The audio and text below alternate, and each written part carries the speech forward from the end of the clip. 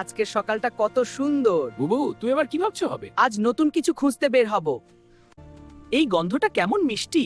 এটা তো পিঠার গন্ধের মতো। চলো দেখি কোথা থেকে আসছে। এটা কি সত্যি? ওরে বাবা, পুরো পাহাড়টাই পিঠা দিয়ে বানানো। এই যে দেখছি পিঠার পাহাড়।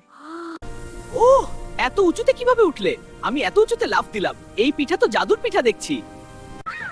শুনো শুনো, জঙ্গলে জাদুর পিঠার পাহাড় এসেছে। পিঠা? আমি এখনই যাচ্ছি, পিঠা খাবো। এত বড় পাহাড়, এত পিঠা তো আমি জীবনেও দেখিনি। সাবধানে খেতে হবে। আমি তো বাতাসের মতো উড়ে দৌড়াচ্ছি।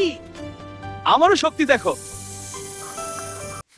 এত পিঠা যদি সব আমার হতো, কাউকেই খেতে দিতাম না। একা একাই সব খেয়ে ফেলতাম।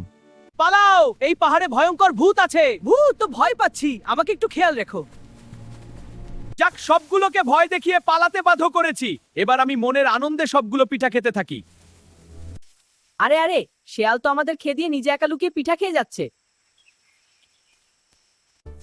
ধরা পড়েছো মামা, ধরা পড়েছো? না না, আমি শুধু পরীক্ষা করছিলাম পিঠাগুলি ভালো না খারাপ। ধরা পড়েছো শেয়াল মামা। না না, আমি শুধু পরীক্ষা করছিলাম পিঠাগুলো ভালো না মন্দ। ও আমার পেট, আমায় বাঁচাও বাঁচাও। চুরি করে পিঠা খেলে এই অবস্থাই হয়। এবার নিজেই নিজেকে সামলাও। এই পিঠা সবাইকে আনন্দ ভাগ করার জন্য, চুরি করে একা একা খাওয়ার জন্য না। আমরা ভুল করেছি, আমরা ভুল করেছি, মহা অন্যায় করেছি। এই পিঠা সবাই মিলে আনন্দ ভাগ করার জন্য। আমি দুঃখিত, আমি লোভ করেছিলাম। ঠিক আছে, এবার সবাই মিলে পিঠা ভাগ করে খাবো। লোভ করলে জাদুর পাহাড় রাগ করে। আমি দুঃখিত, আমি লোভ করেছিলাম। ঠিক আছে, এবার সবাই মিলে পিঠা ভাগ করে খাবো। এভাবে সবাই মিলে পিঠা খেতে অনেক বেশি মজা। আমরা যেন কেউ আর কখনো লোভ না করি। সবসময় আমরা এভাবেই পিঠা ভাগাভাগি করে খাবো।